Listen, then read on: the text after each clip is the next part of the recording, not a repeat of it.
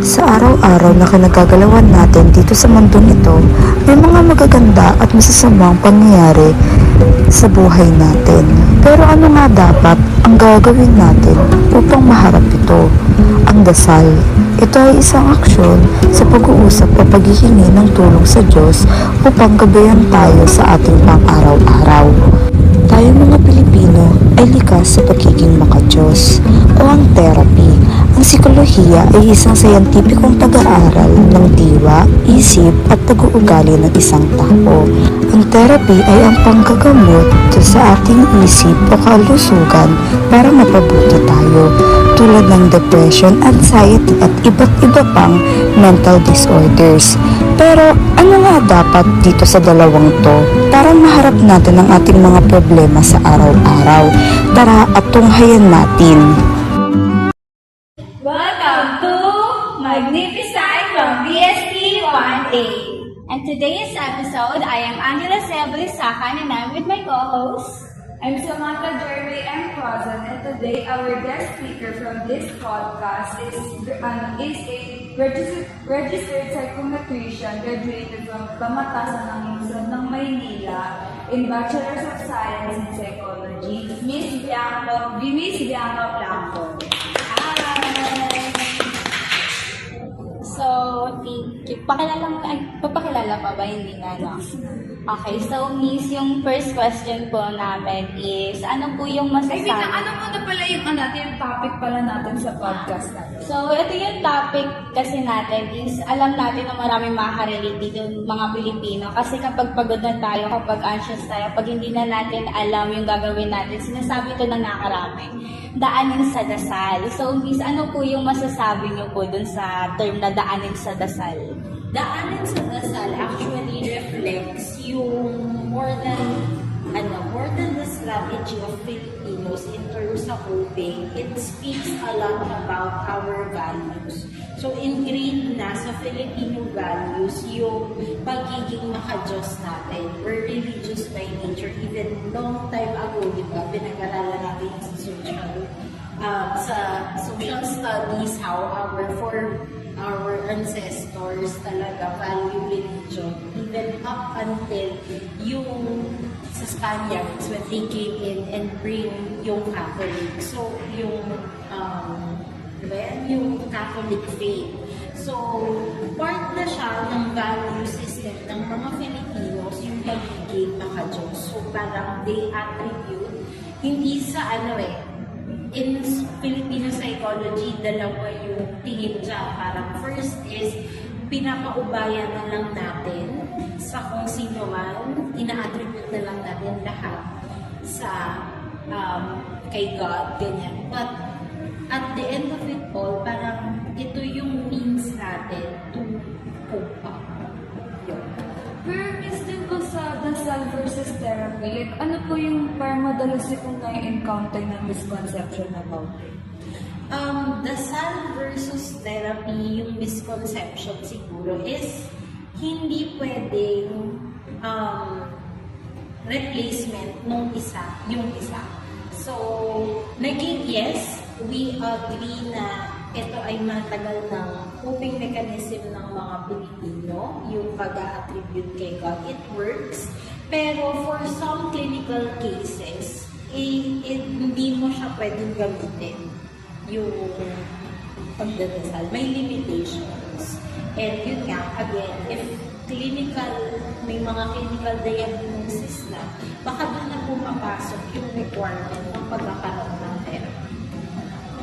Kasi diba, Miss, sabi niyo nga ba, yung parang sa mga Pilipino is parang likas na sa atin yung magiging maka-Diyos. Pero yung pagiging maka-Diyos po kasi natin, parang nalilimitahan yung maging open dun sa therapy. Kasi kapag sa usapan na po is parang nagiging tabu na yung usapang therapy. Parang tawag dito, hindi nila nabibigyan ng justice yung mental health. Kasi parang, pagod mo lang yan kulang ka lang sa dasal talaga Yung ganun is, magiging tabu na siya. Ano pong masasabi niyo doon?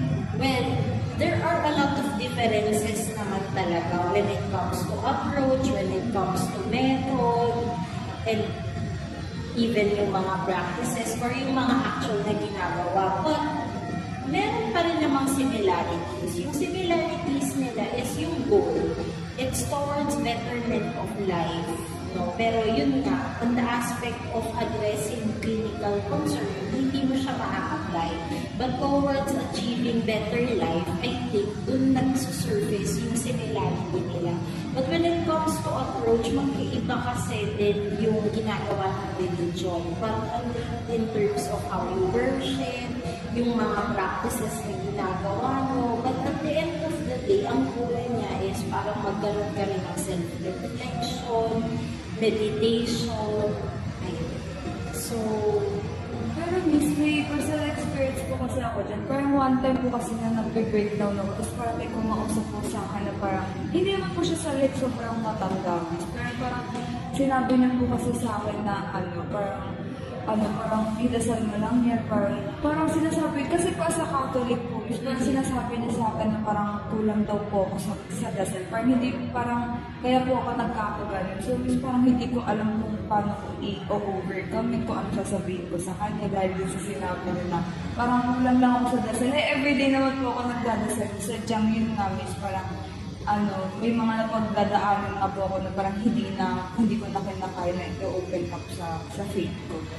actually, no, yung usapin na yan, very controversial na siya. Kasi before, I would say na hindi naman din ka-open yung society natin sa mga mental health disorders na yan. So parang medyo lately na lang din naging open yung mga bata or mas naging expressive sila. But that doesn't mean na kulang sila sa faith. Kasi yung religion, andyan pa rin naman di ba? So patuloy pa rin naman yung mga activities ng church. Pero yun nga, mas naging conscious tayo, mas nagkaroon tayo ng awareness, kaya mas na-express na natin. And if hindi na talaga kaya through faith or through practices yung hindi mo na makuha yung peace mo, diba? Baka nga it's something that we can check on clinically.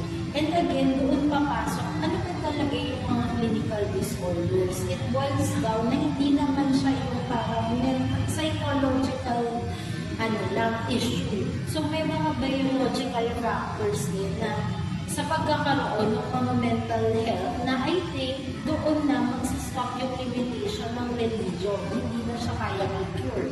Di ba may mga imbalances yan sa mga neurotransmitters, di ba? We don't want to go there further. Pero may scientific base din naman kasi yung mga disorders. Just like other physical disorders. So yun, pumapasok si therapy to cure yung mga ganito challenges na maybe hindi na kaya gamutin ng religion. Na mahirap din for our parents or dun sa mga necessary parents, sa mga nakakatanda in our society to accept it na baka kasi yung doon baka it will boil down to their perception of mental health, mental disorder.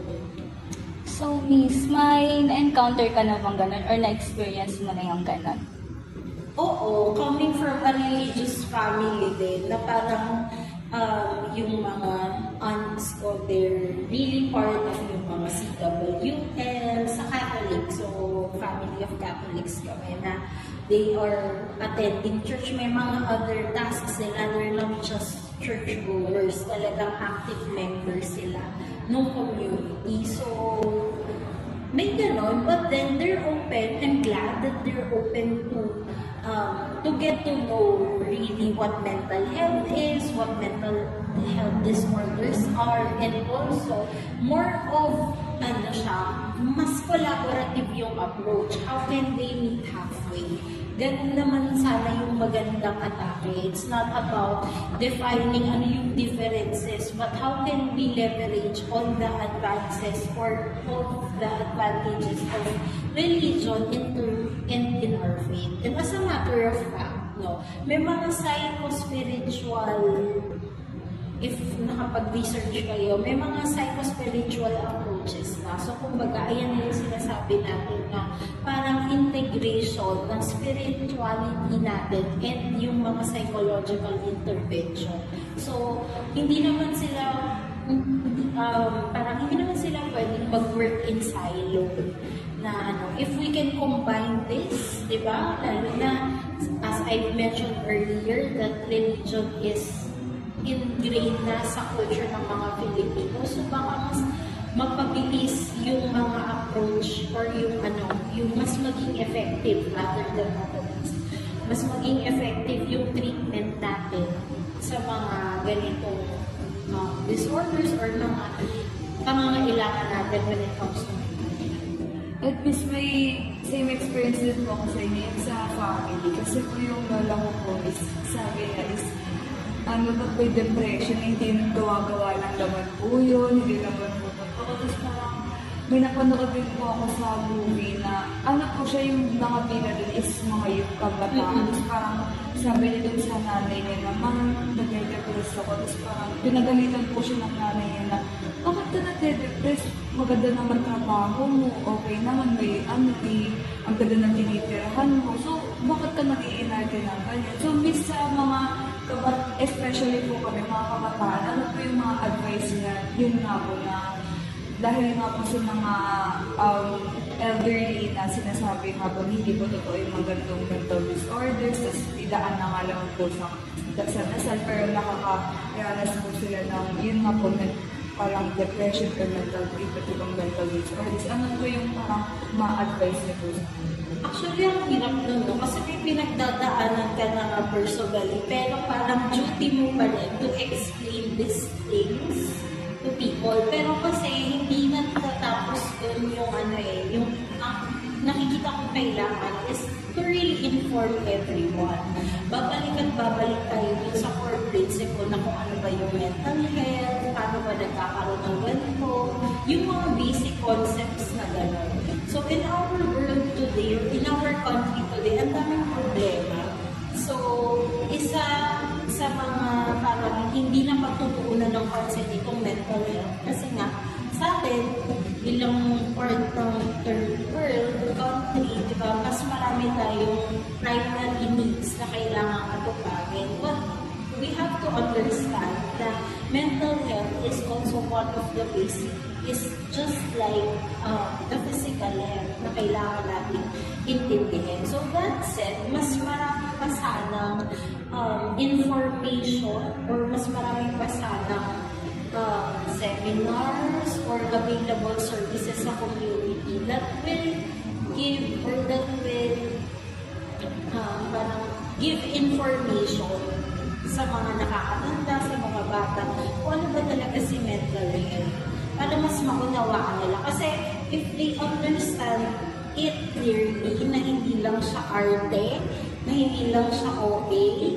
di ba? Na hindi lang siya buzzword na trendy ngayon, I think mas magiging maayos yung pagtanggap, magkakaroon ng proper intervention, and mas alam ng mga parents, guardians, kung paano i-handle yung mga batang nagsasabi or kabataan na nagsasabi na may ganun sila rather than debunking yung nila, feelings nila, which is, di ba, alam natin yan sa psyche, hindi dapat. Thank you po, Miss Blanco. So, i-share ko lang yung natutunan ko dito sa episode na to na which is the self-versus therapy. So, ang natutunan ko from Miss Blanco is dapat na napabalance natin siya. Kung may dasal ka, and kung hindi mo na kaya mga ibang circumstances. So, hindi ba, huwag tayong matakot na magpa-therapy or mag-look forward sa mga mental health professionals. Kasi para naman din sa atin. And yun na sana, maraming tao pa yung well-informed about mental health. Sana mas marami po mas maging aware dito sa space na to. And ikaw, anong pang natutunan mo kay Miss Blanco today?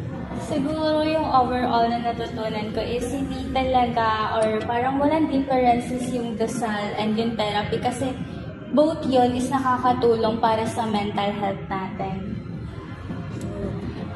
Thank you everyone. Again, this is Magnificent from BSP 1A. Thank you po, Miss Blanco. Thank you, Miss!